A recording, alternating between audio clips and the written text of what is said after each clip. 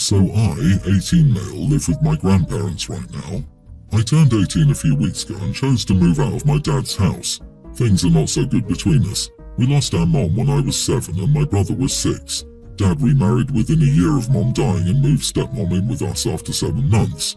Right when that was about to happen, he sat us down. He told us he wanted to make our home a happy one, that having pictures and mom's stuff around would make him sad and make his wife and her children unhappy and make them feel like they weren't welcome. He wanted them to feel welcome, so he wanted us to be okay with giving all that stuff to our mom's parents.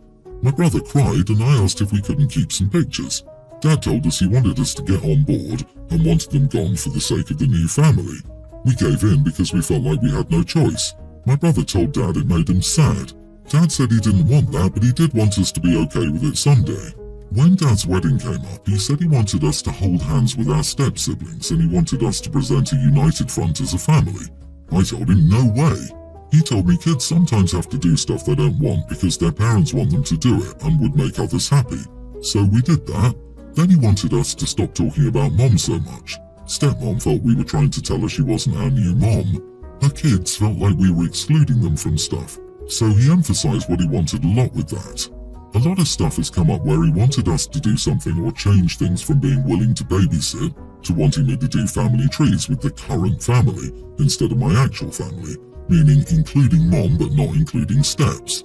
He'd always go either firm or lay on a guilt trip. It meant my brother and I had a lot of hard feelings, especially about pretending the step-family was a true nuclear family without missing people. We're the only kids who didn't fully blend. Stepmom was a step-siblings were steps, and half-siblings were half. Our step-siblings called Dad their dad, us their brothers, and never ever said half. They even said they don't care if their bio-dad ever gets mentioned because he's just a stranger who died. So we all did a bunch of family therapy to fix my brother and me and fix us all into the perfect nuclear family. It didn't work, and my brother and I didn't suddenly feel like we were just a family. Dad didn't like it, and when I moved out, he was extra unhappy, especially because my brother wanted to move with me. He wanted us to do therapy again and told me he didn't want me to be one of those kids who moved out immediately. I told him I didn't need fixing and that he needed to accept he couldn't always get what he wanted. Dad told me it's not all about the kids and I selfishly never wanted him to be happy and for us to have a new family. Am I the idiot? Your dad didn't give you and your brother the opportunity to grieve. Instead, he took away your memories of your mom and forced a new insta-family on you. He never listened to you and your brother saying you weren't happy with all this. Your dad is the idiot here. Ironic that he's calling OP selfish, as every action on Dad's part was incredibly selfish. Don't talk about mom because it bums me out. Play nice because I want to make my new family comfortable. Do this to make me happy. It's never a child's job to make their parent happy. Quite the opposite. Dad sounds emotionally immature and now he's lost a relationship with his sons. Yeah, OP should tell the dad he failed with his old family and he can just enjoy his time with his new family that he badly wanted. Hope brother can get out of there soon too. I straight up tell him he's a failure as a parent and a failure as a human being and I'd hope to never see him again. Anyone who abuses you by trying to erase a parent because it's inconvenient to them deserves complete social ostracism. And the stepmother has to be equally as terrible to have gone along with it, so she isn't worth a plug nickel either. Your father is trying to weaponize his very specific choice of therapy to force you into the box that he feels you should fit into. Therapy, in his eyes, is likely trying to get a professional to tell you to shut up and colour in the situation at hand. That said, I would encourage you to look into actual therapy of your own accord, personally, and not involving anyone else. Wish you the absolute best of luck. My fiancée Jen and I have been together for 6 years now and I wanted a dog 2 years ago. There have been some unforeseen issues surrounding this because the dog has some behaviour issues that Jen doesn't like at all, and there have been some conflicting opinions on what's acceptable and what isn't. I admittedly am a lot more of a dog person than she is. I have a lot more patience and I don't see the problem with the things she does. I don't mind the dog sleeping on the bed, but Jen refuses to allow it because she doesn't want the dog on her when she's trying to sleep. Or I don't think that table scraps are bad and will sometimes give the dog some, but Jen outright refuses because she fully believes it's enforcing begging behaviour, which she finds insufferable. She won't let the dog in the kitchen when she's cooking and doesn't want the dog near her when she's eating because of the begging and whining that sometimes comes along with it. And lastly, the big one, she doesn't want the dog on her under any circumstances. She's grown to not show my dog any affection because my dog wants kisses and will put her forehead to yours whenever she's in your lap. It's the only way my dog will sit, and I will admit the dog wants to be held like this frequently. So Jen won't even show her affection because she absolutely hates the dog in her face, and she's told me several times I need to stop giving in and allowing the dog on my lap every single time she tries because I'm enforcing codependency. As you can see, conflicting opinions. Anyways, Jen just got herself something to eat. My dog was lying in the kennel, but as soon as she saw Jen's food, she came out and stretched big while staring at Jen. She then started sniffing the air while simply looking in Jen's direction, and while she did inch closer, she didn't get too close. She just sat down and watched Jen eat. Jen then rolls her eyes and fully turns herself around so the dog can't watch her, which, whatever. But then the dog started whining and wanted me to pick her up and was still staring at Jen, so I said, "Oh, Mama doesn't want the poor doggo to have any yummy foods." The dog then jumped from my lap and moved to a position where she could watch Jen.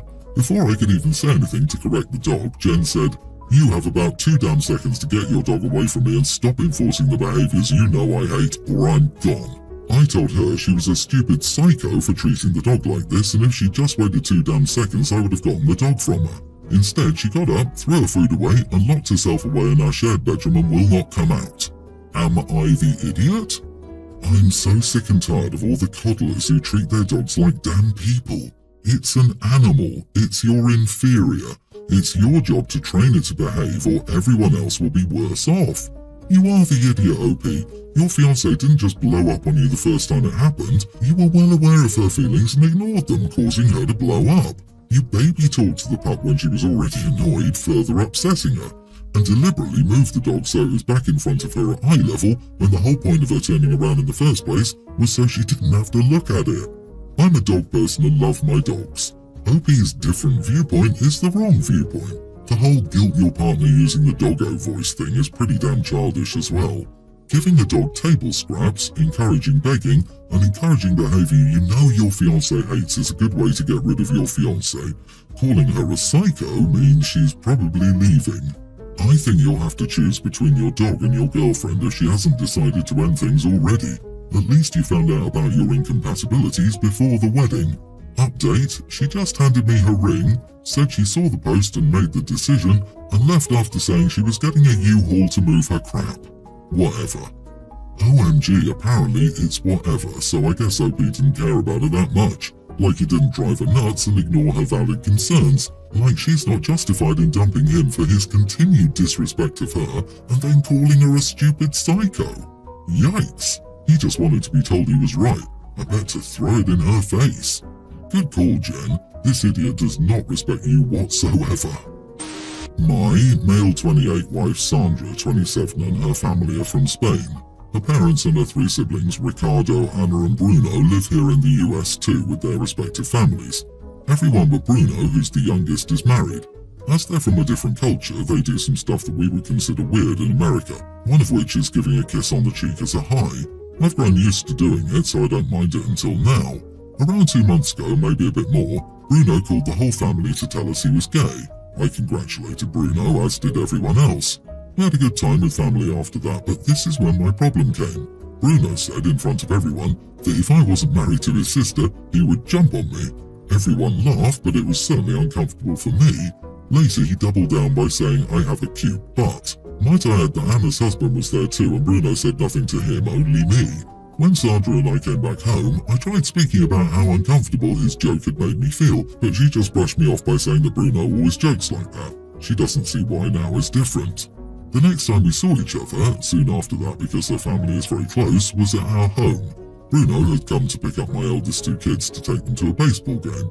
When I opened the door, Bruno said hi and leaned in to kiss me. I realised now that he kissed me too close to my lips rather than my cheek. After that, wherever we saw each other, I just kind of pretended to be sick or to be busy so I could just shake his hand as a hi. Apparently, Bruno had noticed this because yesterday my wife approached me and asked me if Bruno had done something to make me angry at him. She told me Bruno has seen me off every time he's near and wants to know if he should apologise or something. I told her the same thing I told her before, plus the kiss thing. She told me I was exaggerating. Bruno was just joking and such. I've tried telling her it feels very weird that my brother-in-law, keyword brother, would tell me he likes me and would pursue a relationship with me if I wasn't already family. I've tried saying that I can't talk to Bruno about this, but she told me not to do it. She told me that if those were my reasons for not giving him a kiss, then I was an idiot and she'll make up a lie for Bruno. She also told me she was very disappointed. Am I wrong here? Not the idiot. If Bruno was straight and you were a woman, we wouldn't even be asking. He's harassing you. And I would change the way you frame it. You started distancing yourself from Bruno once he started making unwanted intimate advances toward you. Don't let anyone tell you otherwise. Agree, it's not a joke if everyone isn't laughing. I bet they would have a problem if you said something like that to Anna, but it's okay for Bruno to talk like that to you. Also, just because people from a culture perform introductions by kissing on the cheek, doesn't mean you have to be okay with this and go along with it. It's funny, I was just having this conversation with someone yesterday. I have a lot of gay friends and will stand up for LGBT rights any day, any time. That being said, I have noticed a few, not a lot, but a few of my gay male friends have made it their mission to sleep with a straight man. When I called them out on it, they tried to claim I was phobic. Boy no, it's idiots like them that give the gay community a terrible name. I find their actions no different than a guy being aggressive or inappropriate to a woman. Needless to say, I've stopped being friends with them. I, male 30, have a daughter, young teen. I'm a single dad and it's always been just her and me. My daughter, due to health issues, has always dealt with a lot of joint pain, which is a difficult thing to deal with at such a young age, and it's challenging seeing my daughter in chronic pain. We are watching my sister's dog, who is a high-energy golden retriever. This morning my daughter was playing with the dog, not just throwing a toy or something, but full-on roughhousing with the dog. I saw right away that her doing this wouldn't end well for my daughter, so I warned my daughter that playing with the dog like that probably won't be the best idea, and told her she'll probably be in pain later, so she better stop. She told me she'll be fine. After that, I told her she better stop because I didn't see a good outcome. She ignored me, so I let her roughhouse with the dog, which went on for over an hour. When my daughter was done, I could tell she was feeling some pain already. She didn't complain throughout the day, but it was very clear she was in pain, specifically a more intense pain after playing with the dog. My mum came over to visit and saw my daughter clearly in pain, and usually, when my daughter has more difficult days with managing her pain, I make sure she's comfortable and just to try to make her feel better.